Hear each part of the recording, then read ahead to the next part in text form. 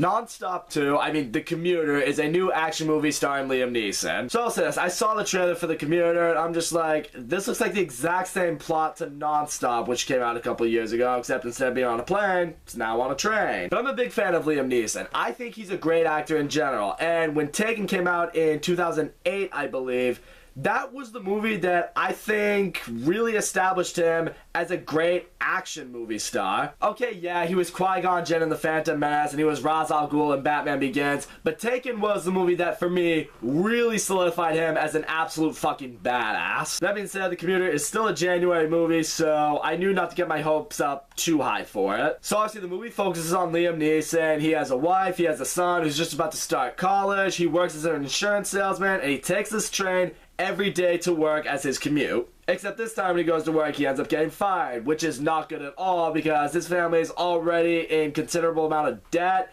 and now they're going to worry about paying their son's college tuition. So, yeah, money's kind of a big deal for them right now. Except this time on his commute home, he runs into Vera Farmiga, who's a psychologist, and she tells him, it's like, what if I told you that there's someone on this train who doesn't belong? There's $25,000 in the bathroom. That's yours right now. And if you can find the person that does not belong, the other $75,000, that's yours as well.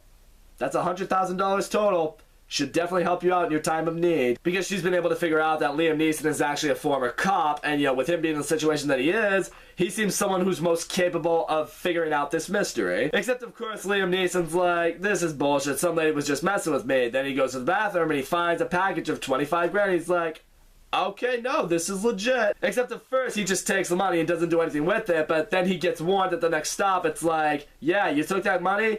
Better go find this person, or shit's gonna get very real for you. Eventually, Vera Farmiga calls him back on the phone. She's like, you took that money. You officially made a deal. So guess what? You're gonna find this person who goes by the name Prin, or people are going to start dying. And you figure this out very quickly when this old guy who rides the train with Liam Neeson pretty much every day, he gets off at his stop and he gets murdered.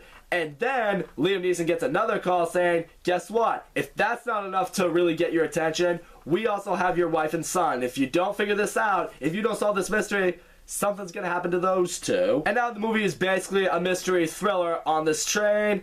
And I will say, this is kind of when the movie started to lose me a little bit. First of all, I'll say this what I liked about it. Liam Neeson was great in this movie. I really do think he has resurged his career. Well, maybe not really resurged it, but refreshed it as an action star. I mean, you can look back on all the wannabe Taken movies of him in the forefront as the action star. He always does a good job. The problem is, the story right here just reminded me way too much of Non-Stop. You know, he's traveling on a form of transportation, someone is communicating with him via cell phone, money is involved, and people are dying, and he has to uncover a mystery.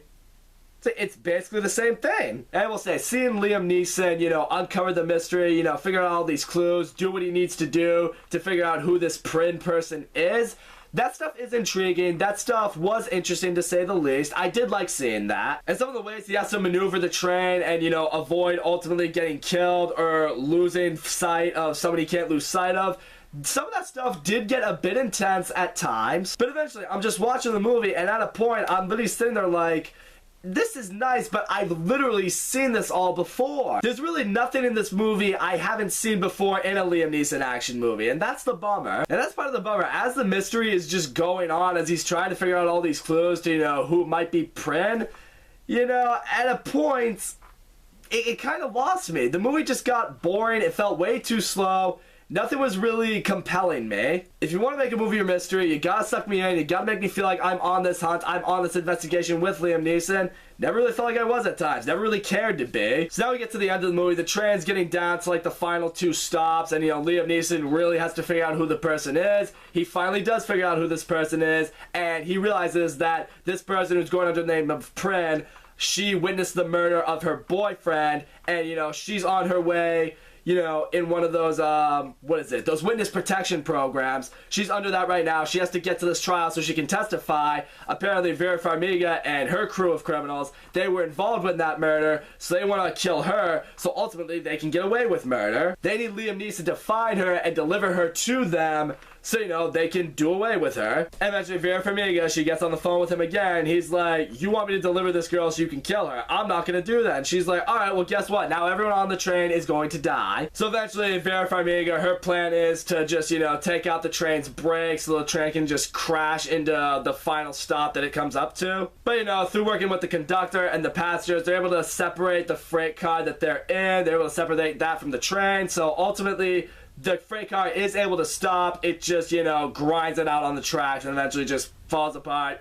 But everyone's safe. They stop. Which I will say was pretty intense for a little while. Again, this was one of the intense moments that I did enjoy, but not quite enough to really save the movie, I should say. And then eventually the FBI shows up because they believe Liam Neeson has kept these people hostage, but then his old friend, who is a former cop partner of his, he comes on, but apparently he's in on it with Vera Farmiga, so he tried to kill Bryn, but Liam Neeson's able to stop him. He ends up being killed by the FBI agents who are trying to take out Liam Neeson, so, you know, by luck, it all worked out. And then the movie ends with everyone safe. Liam Neeson reunites with his wife and his son because, you know, they were put into protective custody. They were okay. And for his heroics, the FBI basically hires him to work with them. And then the final scene in the movie is Liam Neeson getting back on a new train, this time sitting with Vera Farmiga, showing her his FBI badge, which basically implies that, you know, she's now under arrest. So all in all, I will say, the Commuter was just kind of meh. I like Liam Neeson in this movie. He gives it his all. He does what he can for this movie, and he does a good job. Again, I really like seeing him as an action star. Some of the action scenes are enjoyable. When it does want to be intense, it, for the most part, does a decent job at being intense. The problem is, I couldn't get behind the mystery. I couldn't really get behind the investigation. The movie just felt way too familiar. There's really nothing original or really that memorable about this movie. I can tell you right now, I'm going to look back on 2018 and I don't think I'm going to really remember The Commuter. But I will say this right now, although The Commuter was not necessarily a good movie,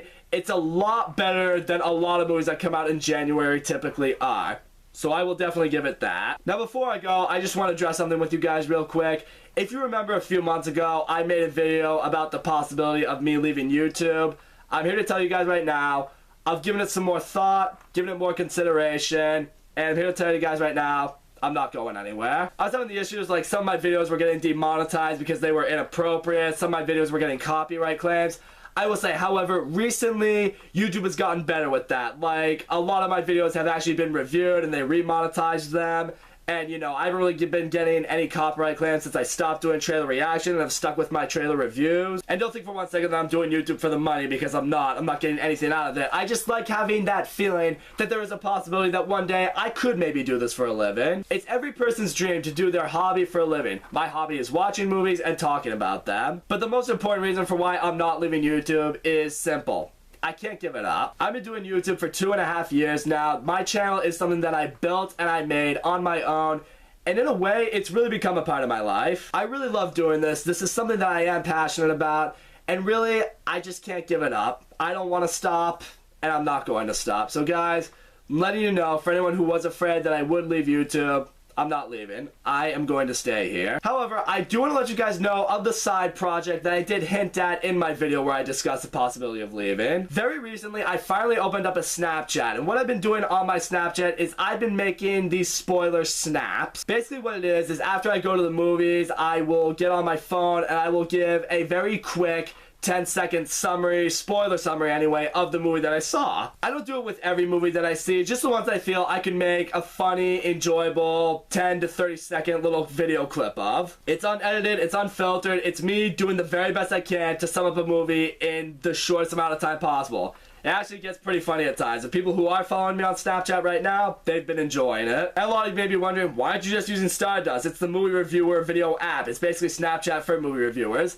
I tried using Stardust for a little while, but I wasn't really able to splice videos together like I wanted to. Not the way Snapchat's been able to let me do it anyway. I don't know, Snapchat just feels like the best alternative for me. I'm just different like that. So if you are at all interested in seeing my spoiler snaps on my Snapchat, I put the link to my Snapchat in the description box. Please follow me if you haven't gotten the chance to yet. And I do want to say thank you guys for being on this road for me for 2.5 years. You guys are awesome. I love ya. So that's all I gotta say. Guys, thank you so much for watching my video. Don't forget to leave a comment, like, subscribe, and I will see you all next time.